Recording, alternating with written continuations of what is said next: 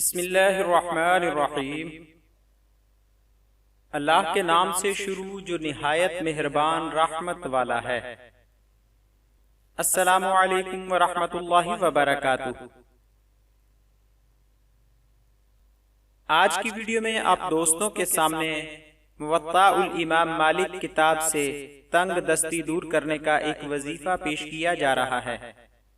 یہ وظیفہ تنگ دستی دور کرنے کے لیے فرشتوں کی ایک تسبیح کے نام سے مشہور ہے۔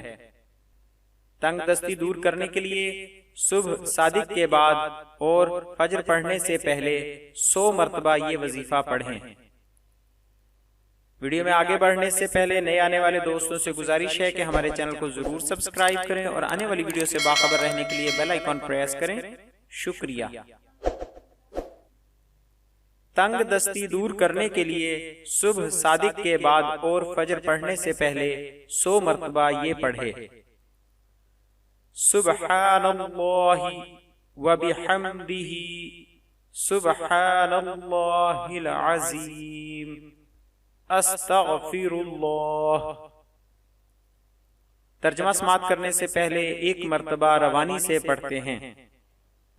سبحان اللہ وبحمدہ سبحان اللہ العظیم استغفر اللہ۔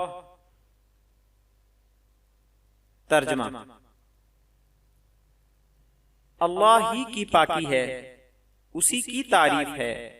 اللہ جو بلند اور برتر ہے، اسی کی تقدیس ہے۔ میں اللہ سے معافی مانگتا ہوں۔